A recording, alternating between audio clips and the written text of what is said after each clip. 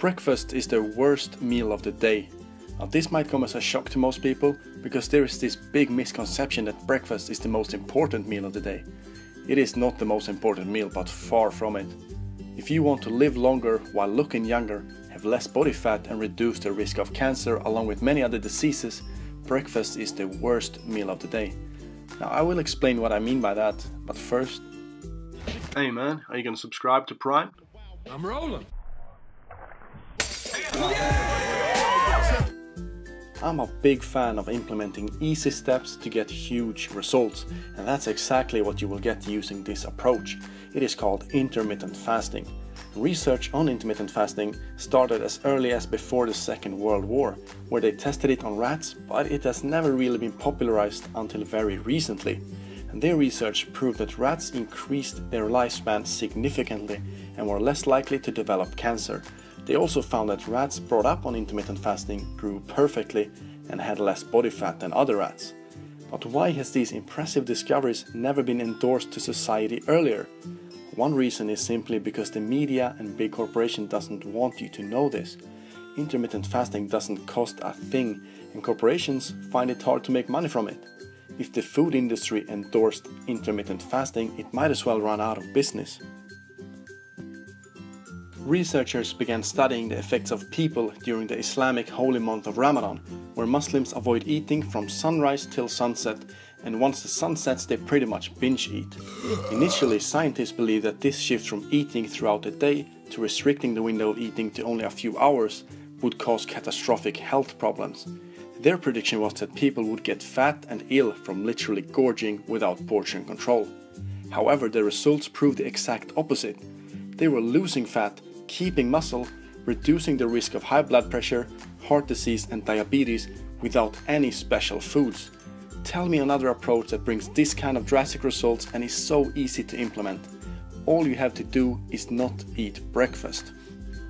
You should know that intermittent fasting is not a diet.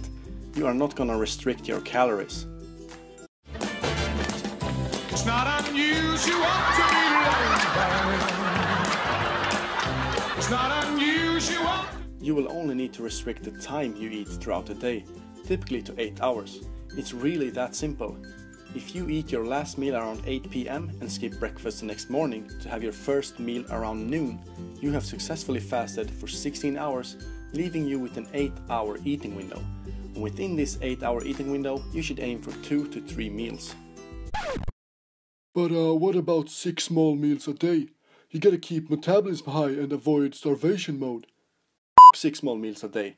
If you eat 2,000 calories within 6 small meals compared to eating one huge meal of 2,000 calories, you will still burn the same 2,000 calories. If you keep eating 6 small meals a day, your chances of burning fat reduces because the body will get its energy from glycogen storage and blood sugar, keeping fat reserves intact and unused. Glycogen and blood sugar will become depleted first after 6 to 8 hours without eating, and once you wake up and have breakfast, you will restore that depletion. By eating every 2 to 3 hours, you will never allow fat storage to be used as energy, and I've talked more about this subject in another video that you can watch here.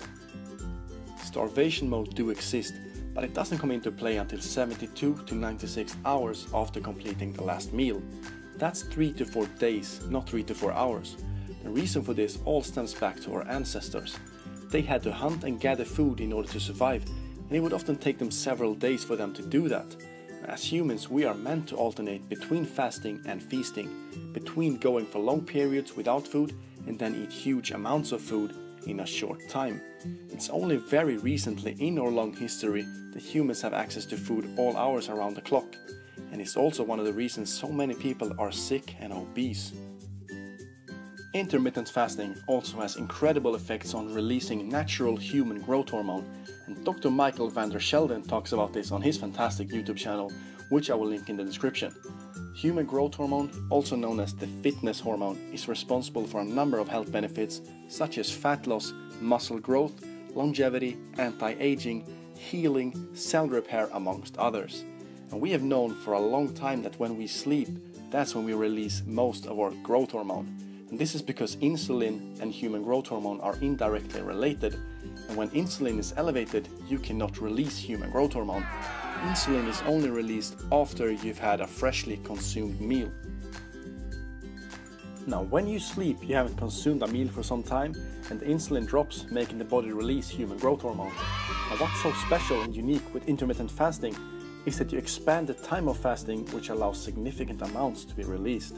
I'm not talking about 50 or 60% increase, which would also be fantastic. I'm talking 1,300% for women and up to 2,000% for men of pure natural release of human growth hormone. These numbers are unheard of.